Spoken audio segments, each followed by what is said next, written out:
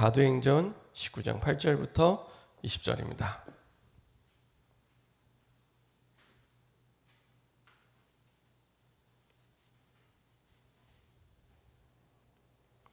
사도행전 19장 8절부터 20절까지의 말씀입니다.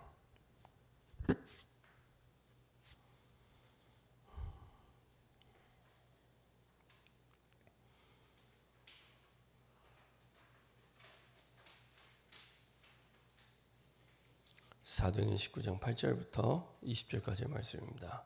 저와 여러분이 교독하도록 하겠습니다. 제가 먼저 읽도록 하겠습니다. 바울이 회당에 들어가 석 달 동안 담대히 하나님의 나라에 관하여 강론하며 권면하되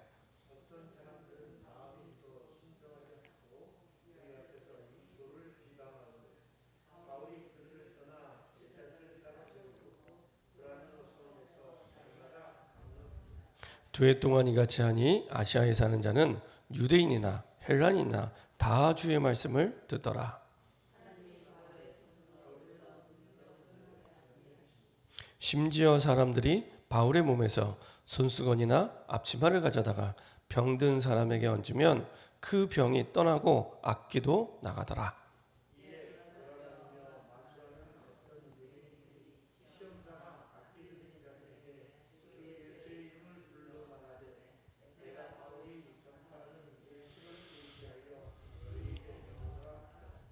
유대의 한 제사장 스기와 일곱 아들도 이 일을 행하더니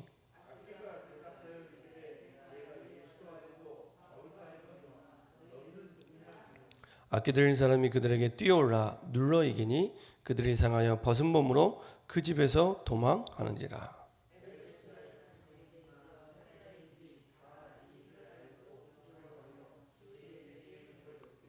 믿은 사람들이 많이 와서 자복하여 행한 일을 알리며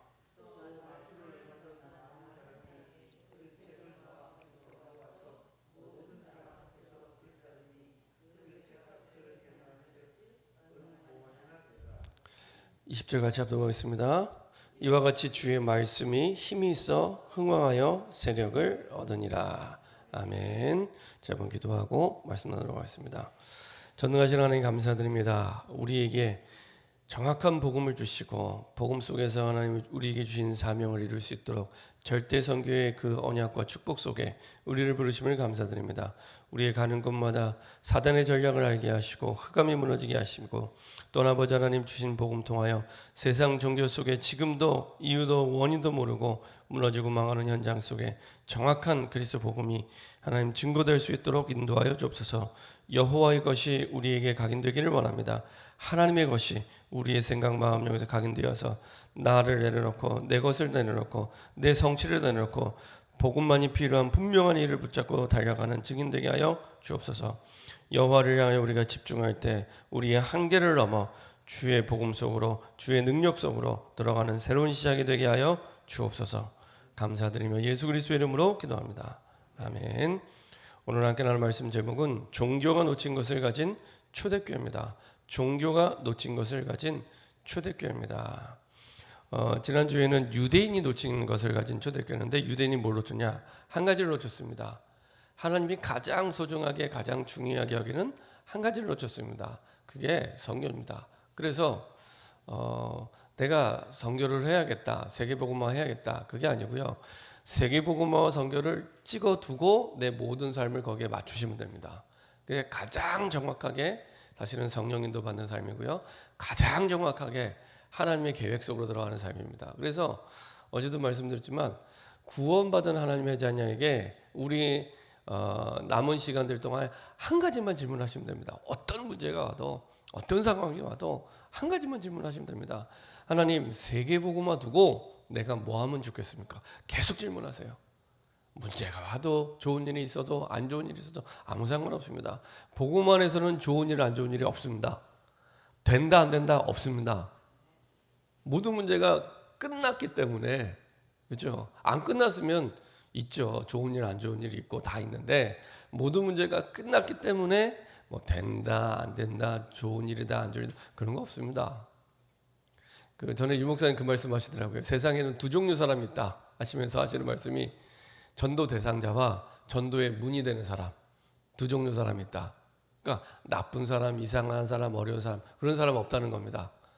전도 대상, 복음 들어야 될 전도 대상과 전도의 문이 되는 사람 아무 상관없다는 겁니다.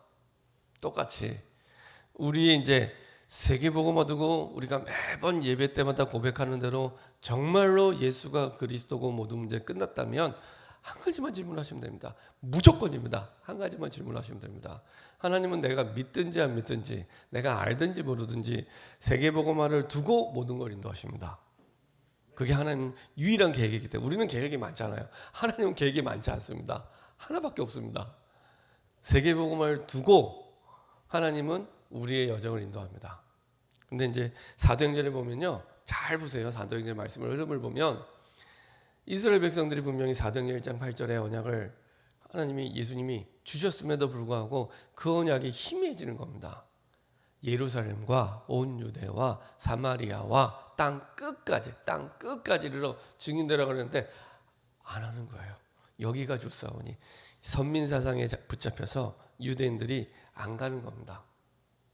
심지어 복음 받은 이 유대인들이 초대교회 사람들이 안 가요. 그러니까 하나님의 방법은 뭐냐? 핍박을 주고 문제를 주고 환난을 줘서 흩어버리십니다. 잘 보세요. 핍박을 주고 문제를 주고 환난을 줘서 흩어버리세요. 근데도 못 깨달아요. 하나님 계획은 하나밖에 없는데 자꾸 답을 다른 데서 자꾸 못 깨달아요. 우리가 그 사도행전 지난주에도 11장 말씀을 봤지만 스데반의 환난으로 인해서 왔는데 유대인에게만 말씀을 전하다가 이방인에게도 말씀을 전하니까 기다렸다는 듯이 수많은 사람들이 믿고 돌아오기 시작하고요. 주의 손이 함께하고 하나님의 은혜가 보이기 시작하고 이런 일들이 일어나기 막 일어나요. 심지어는 너는 진짜 크리스찬이야 라고 그리스도인이라 일컬음을 받게 되고 이건 뭐 하나님이 그 하나님의 유일한 계획 때문에 다 쏟아부어 주시는 겁니다. 그래서 이게 하나님의 계획이 뭔지 모르겠어요 헷갈리면요 무조건 찍어놓고 시작하시면 됩니다. 하나님 세계복음화 두고 내가 뭐 하면 좋겠습니다. 나이도 상관없습니다. 모세는 80이 시작했는데요. 나이도 상관없습니다. 내 뭐 능력 뭐 한계 아시고 다 부르셨습니다. 아시고 다 부르셨기 때문에 이제 아무 상관없습니다. 한 가지만 질문하시면 됩니다. 문제가 와도 좋은 일이 있어도 세계복음화 두고 하나님 뭐 하면 좋겠습니까? 그거 한 가지 질문하시면 됩니다. 그리고 그 가운데 하나님 우리를 이 시대의 모델로 그것도 사실은 슈퍼모델로 우리를 부르신 거거든요. 그야말로 슈퍼모델입니다. 모르니까 전 세계 77억 가운데 우리만큼 복음 가진 사람이 없으니까 그야말로 슈퍼모델입니다. 모델로 불러주셨는데 종교가 놓친 게 뭐냐? 한 가지입니다. 사단의 존재에 대해서 그리고 사단의 전략에 대해서 전혀 모르는 거예요. 그러니까 종교가 좋은 줄 알고 이 종교가 한자잖아요. 예, 따를 종 가르칠 교 그야말로 따라가기 좋은 가르침들이에요 사실은. 근데 뭘 모르냐? 그 배후의 역사는 사단을 모르는 겁니다. 그러니까 그냥 따라가는 거예요. 영적 존재이기 때문에 그 영이신 하나님을 만나지 못하면 반드시 다른 걸 섬기게 되어 있습니다. 중간이 있는 게 아니라 반드시 다른 걸 섬기게 되어 있습니다. 우상 숭배를 하게 되어 있습니다. 눈에 보이는 형상이든 눈에 보이지 않는 것이든 섬기게 되어 있습니다. 영적 존재이기 때문에 개나 돼지나 소나 말은 그런 거 없습니다. 영적 존재 아니기 때문에. 근데 영적 존재인 인간은 뭔가를 섬기게 되어 있습니다. 근데 뭘 모르냐? 사단의 존재를. 저도 어렸을 때 교회를 다녔잖아요. 교회를 다녔는데 전혀 사단의 존재를 몰랐습니다. 제가 어렸을 때 아는 사단 귀신의 존재는 하나밖에 없었습니다. 교회 안에 제가 그 중학생 때인가요? 교회 후배 가운데 여학생 한 명이 귀신 들렸어요. 귀신 들려갖고 이제 그 친구가 초등학교 4학년인가 5학년인데 귀신이 들렸다고 하니까 그 어머니도 약간 이상한 분이었어요. 신비주의하는. 근데 외동딸인데 이제 귀신 들리니까 교회에서 어느 날 이렇게 이제 권사님하고 그때 당시에 담임 목사님의 어머니가 권사님이시는데 교회 이렇게 구석방에 모이더니 막 하여간 몇 시간을 기도하시더라고요. 막 찬양하면서 막 하여간 뭐 귀신 나가라고 막 하는데 뭐 그게 귀신에 대한 전부입니다. 뭐 복음을 몰랐으니까 뭐 귀신 사단의 존재 전혀 몰랐죠. 근데 복음을 알고 보니까 이야 이게요 하나님의 자녀가 아니면은 마귀 자녀로 모든 사람들이 살아가고 있는 겁니다. 강한 자를 결박하지 않고는 그 세간을 늑탈할 수 없는 것처럼 보이지 않는 이 영적인 흑암의 세력이 이 사단의 세력이 완전히 세상을 장악하고 있구나. 공중 권세 잡은 자로 전혀 그 사단의 실체에 대해서 기도도 많이 하고 예배도 빠지지 않고 드렸는데 전혀 영적 실체와 영적인 배경 이런 영적 사실에 대해서 전혀 무지한 채로 신앙생활을 해온 겁니다. 그런 사람 많다니까요.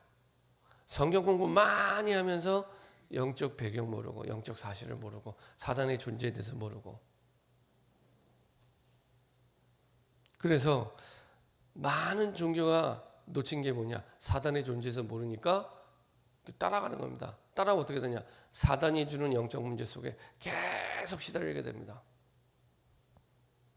그리고 이제 무너지고 망하는데 왜 망하는지도 모르고 그렇게 망하게 하는 영적 장본인인 사단 마귀가 있는데 모르고 사단 마귀와 싸워야 되는데 사람하고 싸우고 그렇죠. 우리 삶은 분명히 혈과 육의 싸움이 아니라고 했는데 영적 싸움이라고 했는데 늘 교회 다니면서 사람하고 싸우고 너무 많이 봤어요. 교회 안에서 밖에서 그렇죠. 불신앙하고 원망하고 사람과 싸우고 전부 영적 사실을 모르고 사단의 실제를 모르니까 세상 종교를 믿는 사람뿐만 아니라 교회를 다니면서 종교 생활하는 사람은 뭘 모르냐 사단의 존재를 모르는 겁니다. 사단의 실체를 모르는 겁니다. 그러니까 사람하고 싸우고 사람 때문에 섭섭해하고 그렇게 사는 겁니다. 그래서 사단의 전략 딱 하나님의 말씀만 변제시켜서 모든 응답을 다 놓치게 만듭니다. 창세기 3장부터. 그래서 창세기 3장 5절은요. 세상 모든 종교의 근본 사상이 거기서 나옵니다. 너도 하나님이 될 수 있어. 계속 유 목사님 말씀하신 3단체의 근본 사상이 요 창세기 3장 5절에서 나오는 겁니다. 너도 하나님이 될 수 있어. 너도 부처가 될 수 있어. 하나님 없이도 잘 살 수 있어. 세상은 그렇게 얘기를 하죠. 하나님을 빼고 하나님 없이도 잘 살 수 있는 것처럼 계속 얘기합니다. 네 안에 내면의 소리를 들어봐. 그래서 그렇죠. 그러다 보면은 드러나는 건 어떻게 드러나냐? 딱 나 중심이 됩니다. 나 중심. 교회를 다녀도 그리고 예수님이 그리스도를 말을 하면서도 나 중심. 예를 들면 이제 뭐 WRC 뭐 중요한 말씀 흐름에 대해서 계속 광고 나오잖아요. 그러면서도 전부 내 것 중심, 내 성취 중심, 내 형편 중심. 그렇죠. 그게 창세기 3장부터 사단의 실체를 모르고 영적 배경을 모르니까 전부 드러나는 건 나 중심으로. 나 중심으로. 선택하고 판단할 때 내 형편 중심. 그렇죠. 창세기 3장 속에서 계속. 반대로 초대교회는 그것을 넘어서는 힘을 가지고 있었습니다. 사도행전 13장, 16장, 19장. 그래서 요번에는 유 목사님이 아예 그렇게 말씀하시더라고요. 바울이 이 전도여행하면서 한 거는 요 세 가지밖에 없다. 13장, 16장, 19장 이거 세 가지밖에 한 거 없다. 근데 뭐 했냐? 흑암과 사단과의 영적 싸움 속에서 그 흑암을 결박하고 말씀운동했던 말씀운동 속에서 흑암이 무너지고 요거밖에 없다라고 얘기할 만큼 그렇죠. 이상하게 하나님의 말씀이 선포되는 것마다 하나님의 나라가 선포되는 것마다 이제 마술사, 무당들 그다음에 마술하는 어떤 유대인들이 다. 근데 이 지역들이 어떤 지역이냐면 전부 그 당시에 항구 도시들. 에베소 같은 경우에도 그 당시에 이 유명한 항구 도시, 이 그 당시 항구 도시의 몇 가지 특징들이 있습니다. 사람들이 많이 오가다 보니 우상 숭배가 가득한 지역에 다 이 지역들이. 그러니까 완전히 이 황금어장만 골라서 전도 운동을 했는데 전부 다 우상 숭배 가득한 현장들. 그렇죠. 우상이 완전히 무너지고 그곳에 이제 말씀 운동과 하나님의 나라가 임하는. 초대교회는 이런 영적인 힘이 있었습니다. 영적 실체를 알고 있었고 영적 힘이 있었습니다. 자, 이런 응답을 주시는 건 하나님이 우리에게 사도행전 전체를 통해 주시는 성경적인 전도 운동을 하도록, 그래서 성경적인 전도 운동을 두고 선교를 알고 영적 실체를 알고 사단의 실체를 알고 우리가 인도받을 때 올바른 성경적인 전도 운동을 할 수 있게 됩니다. 그래서 내 것이 아닌 여호와의 것으로, 그리고 내 힘이 아닌 여호와를 향한 집중으로 우리가 인도받을 때 모든 응답이 그 속에서 나오게 됩니다. 그래서 사도행전 1장은 단순히 사도행전 1장이 아니고요. 사도행전 1장 속에서 사도행전 2장부터 28장까지의 모든 응답이 다 오게 됩니다. 모든 응답이. 그때 뭐 했냐? 사도행전 1장에서 여호와의 것을 가지고, 그죠? 하나님이 주신 거 가지고 집중했더니 응답은 28장까지. 그리고 28장은 마무리가 안 돼 있습니다. 그 말은 그 역사가 지금 우리에게까지 쭉 연결된 겁니다. 그래서 저 여러분들이 진짜 이제부터는 하나님 237과 5천 영적 세계복음화 두고 내 남은 생에 뭐 하면 좋겠습니까? 능력이 없어도 된다니까요. 한 번도 하나님의 능력을 요구하신 적이 없습니다. 뭐 하면 좋겠어요? 계속 질문하세요. 그것만 질문하시면 됩니다. 그것만. 딴 거 질문 안, 뭐 문제가 왔는데 문제가 해결해 달라고 질문 안 하셔도 됩니다. 계속 하나님 237 두고 세계복음을 두고 이게 무슨 일입니까? 그렇죠? 그리고 내가 뭐 하면 좋겠습니까? 답이 올 때까지 계속 질문하시면 됩니다.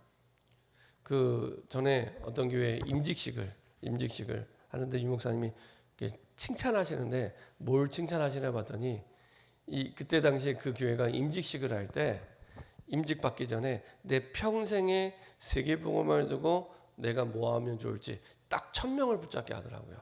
야, 너무 잘하는 거더라고요. 그래서 앞으로 임직식을 하게 되면 그렇게 해야겠다. 내가 직을 받기 전에 하나님이 나에게 이 직을 주신 이유에 대해서 1000명을 내가 붙잡고 직을 받을 수 있도록 이렇게 해야겠다. 기도 제목을 붙잡게 되는데 우리에게 직을 주신 이유가 있습니다. 근데 복잡하게 생각 안 하셔도 돼요.